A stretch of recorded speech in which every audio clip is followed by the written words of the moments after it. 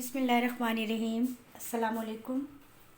आज हम अपने किचन में बनाने लगे हैं बहुत ही रिवायती सी एक चीज़ है जिसका नाम है खजला, और जो कि बहुत शौक़ से खाया जाता है। रमज़ान की ये स्पेशल सी चीज़ है। फ्योनी हो गई, खजला हो गया।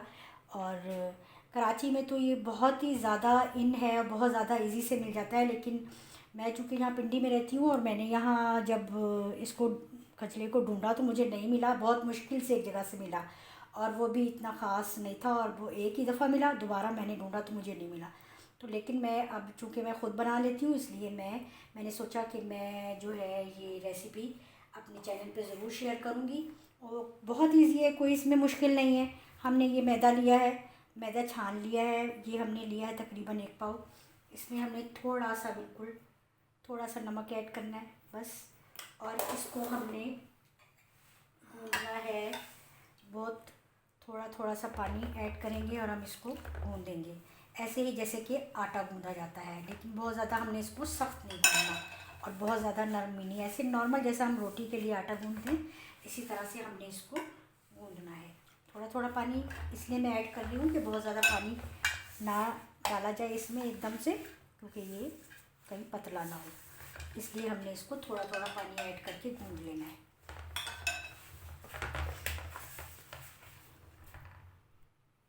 ये देखिए हमने इसको अच्छा सा गूँध लिया है। अब हमने क्या करना है, इसको 10-15 मिनट के लिए रेस्ट के लिए रख देना है। मोड़ लेंगे हम इसमें इसको अच्छी तरह से, इस तरह करके कवर करेंगे इसे और इसको 10-15 मिनट के लिए रख देंगे।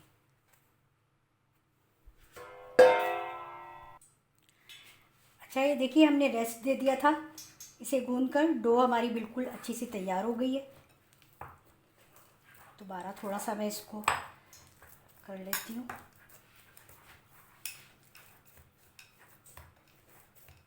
जी ठीक हो गया। अब हमने क्या करना है, डस्ट करना है। सरफेस आपकी बिल्कुल नीट एंड क्लीन होनी चाहिए, साफ़ सुथरी। हाथ आपके साफ़ होने चाहिए।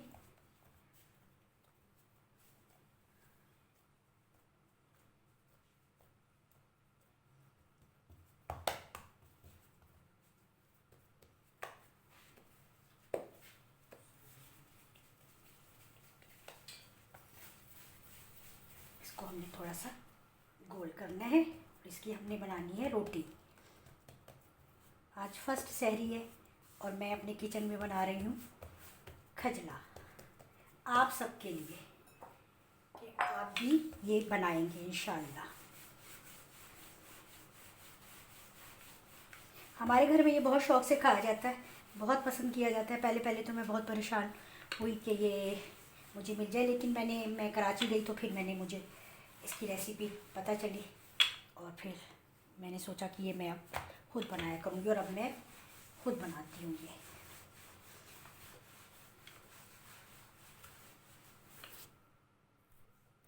अच्छा, ये देखिए रोटी को हमने इतना बड़ा बेल लिया है और इतना इसकी जो है वो थिकनेस होनी चाहिए, बहुत ज़्यादा बारीक नहीं होनी चाहिए और बहुत ज़्यादा मोटी भी नहीं होनी चाहिए। अब हमने लेना है ये घी, और घी को हमने सारी जगह पे फैलाकर अच्छा सा लगाना है।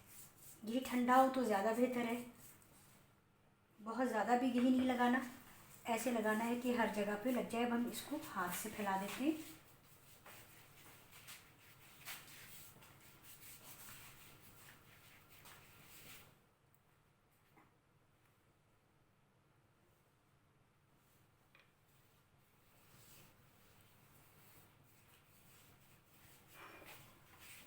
सारे में अच्छा सा हाथ से फैला देते हैं ये।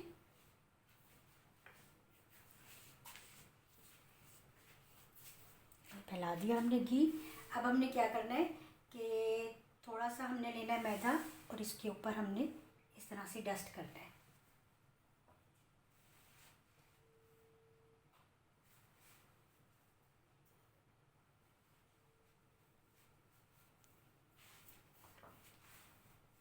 ये हो गया। अब हमने क्या करना है कि इसको बहुत ही बारीक इस तरह से छोटा छोटा बिल्कुल फोल्ड करते जाना है।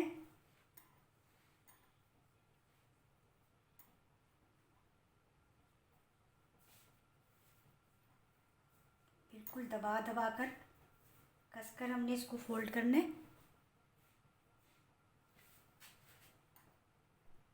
अच्छा ये देखिए हमने सारा इसको फोल्ड कर लिया है और ये बिल्कुल अच्छा सा फोल्ड हो गया है।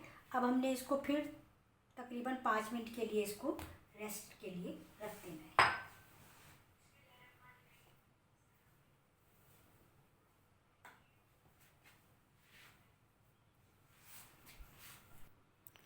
अच्छा हमने इसको रेस्ट दी थी, 5 मिनट हो गए हैं।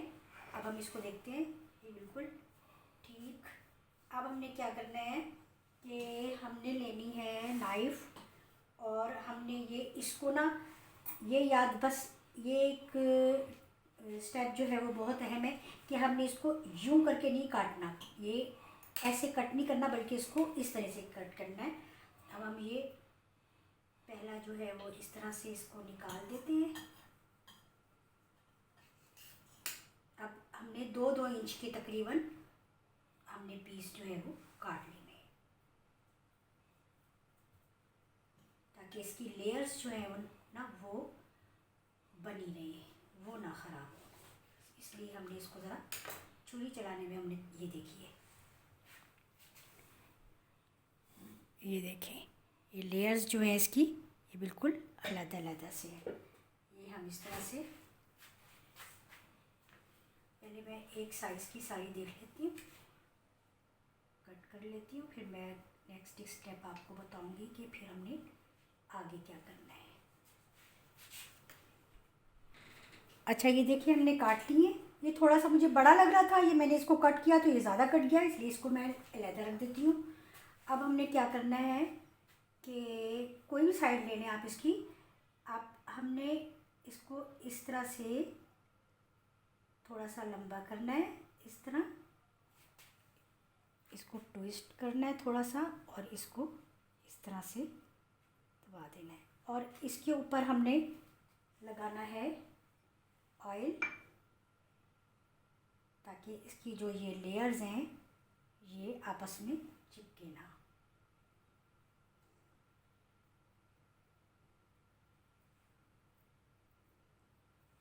थोड़ा सा इसको लंबा करें, ट्विस्ट करें और इस तरह से करके और इसके ऊपर लगा देना है हमने थोड़ा सा ऑयल। इसी तरीके से हमने ये सारा करना है।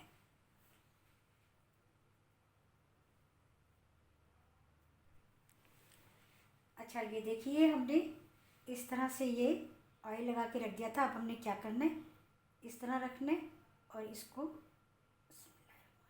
इस तरह से दबाना है और बस इसी तरह से हमने ये सारे, ताकि इसकी जो लेयर है वो ख़राब ना हो बस।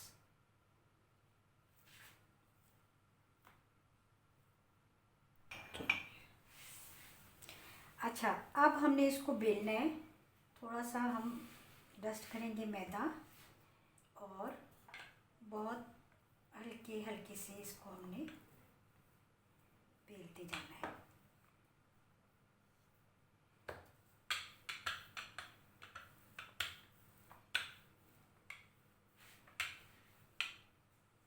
पतली सी हमने इसकी रोटी बना लेनी है।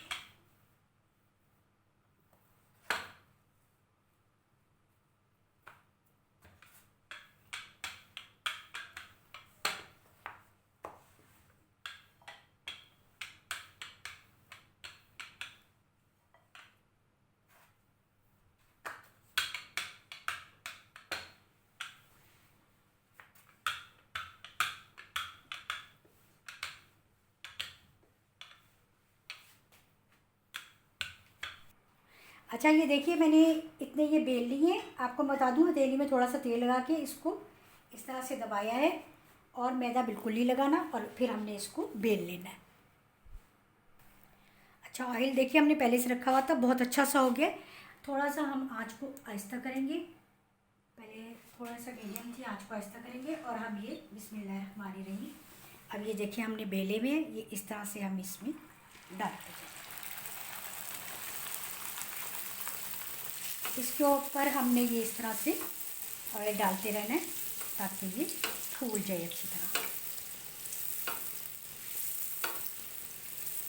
मैंने छोटे इसलिए बनाए क्योंकि हम घर पर बना रहे हैं, अब जो प्रोफेशनल होते हैं उसमें जो बनाते हैं हलवाई वगैरह, वो ज़रा इसको बड़े बड़े बनते हैं ये पूरी की तरह बस हमने इसको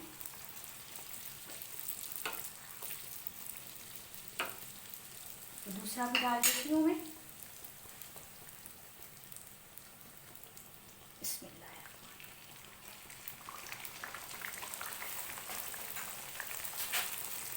ये हम देख लें, ये हमारा हो गया और हमने इसके ऊपर इस तरह से ऑयल डालते जाना है।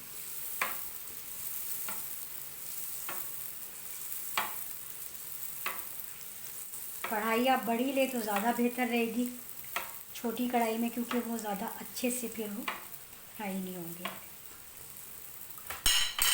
ये देखिए कि बहुत अच्छा सा हमारा जो है ये फ्राई हो गया है दोनों साइड से।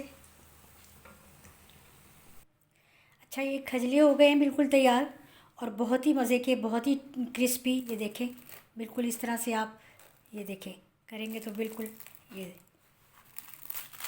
आप इसको खाने का तरीका ये है कि आप इसको गर्म दूध लें, उसमें इसको थोड़ी देर पहले भिगो दें, चीनी डालें और फिर अच्छा सा गरम गरम जब आप सहरी के टाइम खाएंगे तो ये बहुत ही मज़ेदार सी आपकी सहरी हो जाएगी। तो इंशाल्लाह नई रेसिपी के साथ फिर मिलूँगी। अल्लाह हाफ़िज़।